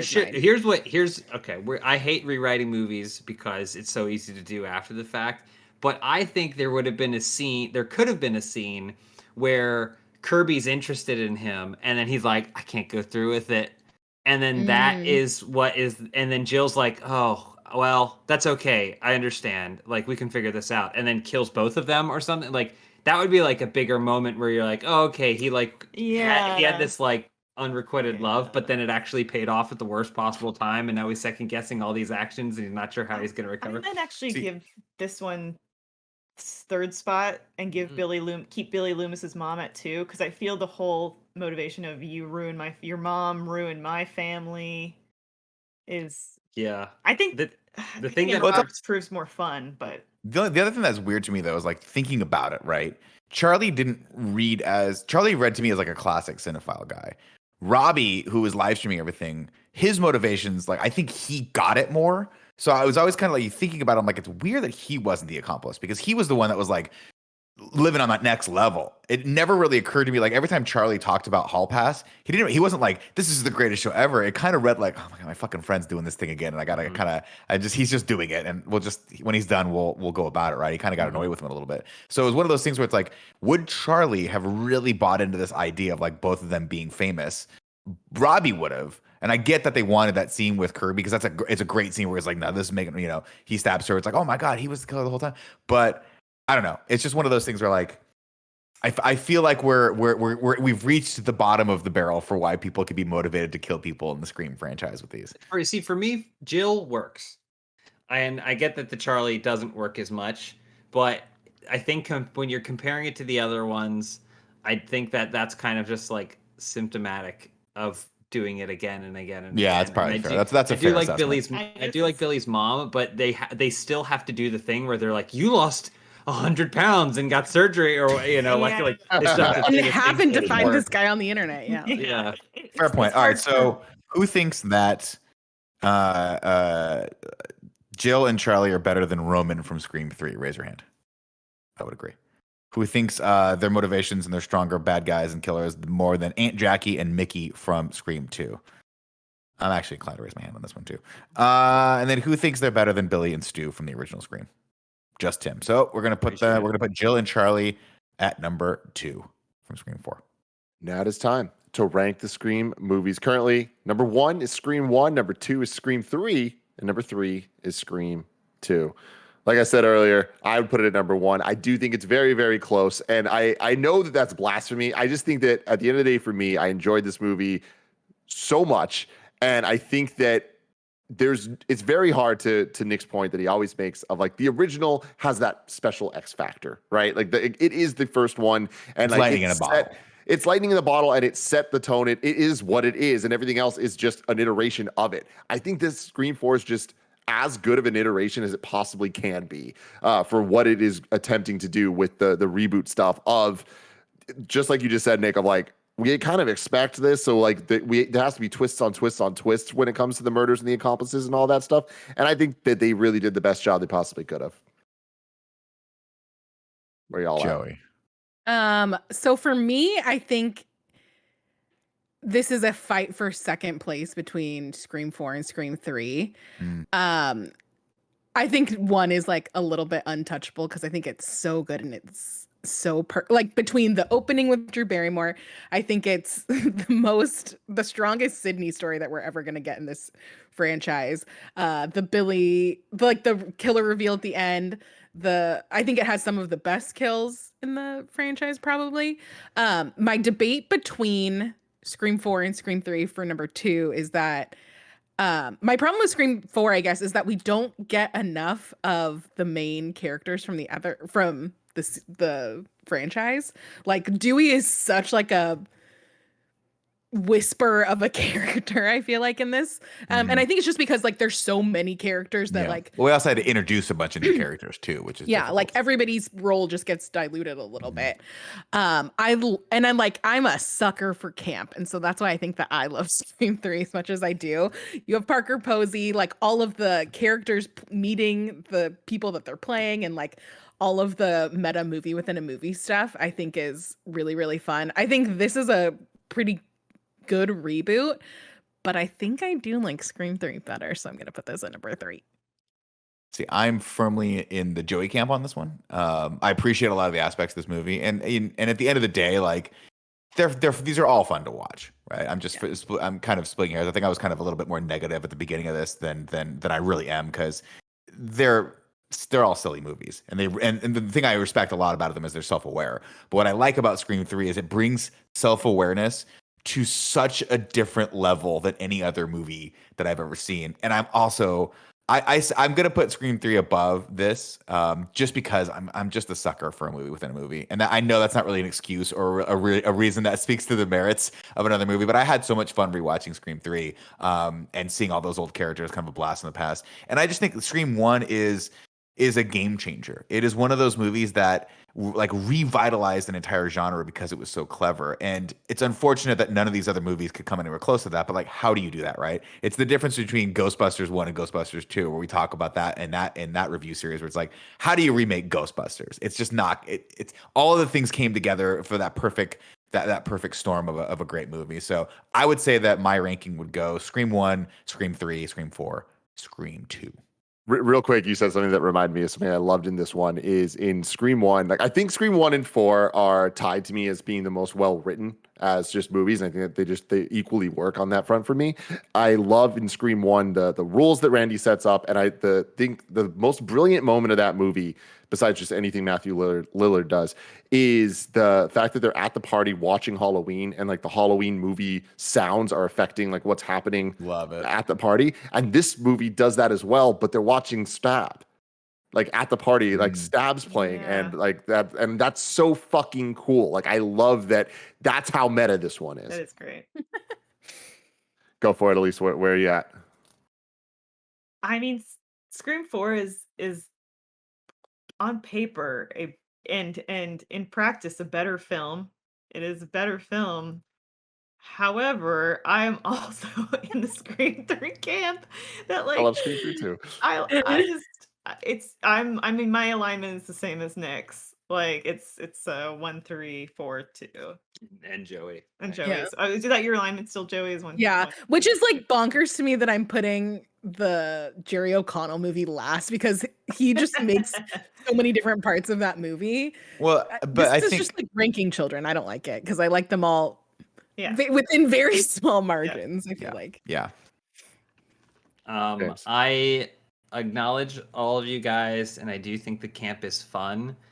I think that Scream 4 is ultimately a better and smarter movie than Scream 3. Like, I feel like Scream 3 is the kind of thing where you enjoy, but you're like, it almost feels like it was near accidental. Like, one just slight pitch in a different degree, and it would be an unwatchable thing. And it isn't. It's great. But I feel like Scream 4 was made with an intention, and for me, I don't think that you can surpass Scream 1 because it is the reason these exist, right? Like you can't. It's just it is the beginning, and even though it was acknowledging so many other things before it, it stands so tall on its own two legs that it for me is untouchable. But I think this, out of the rest of the ones that came after, truly understood what Scream 1 did and tried to do it again. I think it missed the mark a couple times, but I think ultimately it was extremely well made. And yeah, Scream 3 and Scream 1 is like, what do you like more? Like Naked Gun or some sort of actual hard-boiled, do you like Lethal Weapon or Naked Gun? Even those are maybe too close, but yeah, kind of. Yeah, could you imagine if you watched Scream 1, didn't watch 2, and then went straight to 3? It's a wild ride. It's wild. But so for that reason, I'm gonna go Scream 4, Scream 3, and then Scream 2. So that means that because Elise, Joey, and Nick all have the other ranking, the current rankings now are number 1, Scream 1, number 2, Scream 3, number 3, Scream 4, and number 4, Scream 2. Where will 5 Cream rank? We'll have to find out in January 2022. I can't wait for that. And I hope that Hayden P makes a surprise appearance. That's going to be the best. The curb stomp. You got to love it. James and Elise, thank you so much for joining us. Where can people find you? Thank you, guys. You can find us on social media at James Willems and Elise Willems. Funhouse and Rooster Teeth every day. Making content every the day. New season of Last Laugh. I wrote a children's novel, Night in Halloween House. If you're in the first season, it's the season. A little scare. Mm-hmm. And that's about it. That's about I it. love it. I love it. And they're going to be returning for Halloween in Review coming in just a few short weeks. We're going to be doing the original Halloween, Halloween 2018, and then the brand new Halloween Kills. Very excited about that and seeing Kyle Richards reprise her role. But until next time, I love you all. Goodbye.